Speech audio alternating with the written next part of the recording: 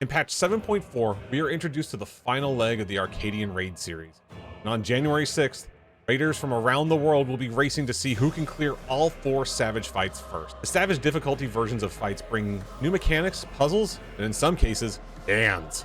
Overall, this raid series has been one of the best the game has had to offer, and it's only getting better. So, in preparation for the new raids, I've come up with 5 mechanics I think we'll be seeing in M9S, facing off against Vamp Fatale.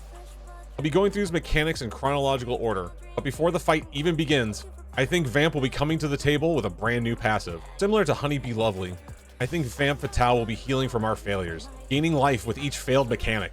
She already feasts on the party and the audience to strengthen her attacks, so why not take the succubus aspect even further by her healing from our pain? Second, we have Vamp Stomp, where she spawns bants all around the arena before sending out a ring that causes them to explode on contact. I believe that we'll be seeing at least 2 different types of bats added to the mix, likely with their own colors. First, I believe we'll have one that causes raid-wide damage, forcing healers to have to heal on the fly while punishing those that eat other AoEs even further. The other bat will add donut AoEs, which will give the melee the potential for more uptime in exchange for needing to pay attention to the bats behind them.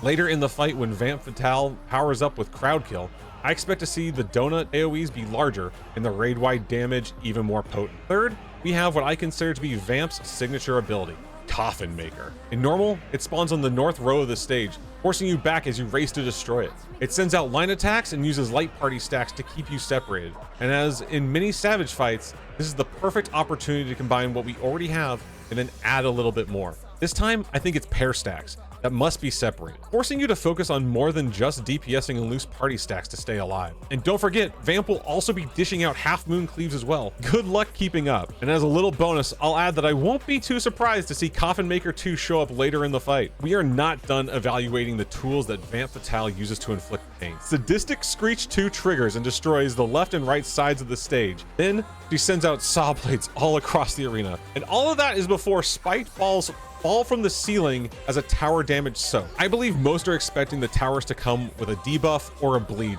to stop you from taking multiple tower soaks, else the second one will kill you.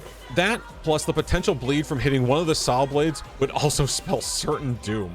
I expect this mechanic to be resolved similar to what we saw in M1S, where range took the far towers while melee took the close ones. Maybe we'll have to split up by light party to allow for easier stacks later on, but either way, this mechanic is going to be absolutely chaotic. Tacking onto this mechanic, I expect to see crazier half moon AoEs during Sadistic Screech 2. Sometimes a single column, a 1x4 pattern, others attacking the 2x2 halves of the room. This might be the case as a way to keep players on their toes, but to also keep the timings very tight. You'll need to dodge the saw blades or AoE and make it to your tower in time. It sounds like a lot, but with enough pulls, players will be able to find the best ways to dance through all of her traps and make this fight look easy. Finally, I expect the fight to come to a conclusion with a final crowd kill, where Vamp will feast on the party and claim victory should the DPS check not be met. But what do you think? Tell me in the comments below and let me know how far off base you think I am. That, or just flood them with your favorite Vamp Fatale fan art.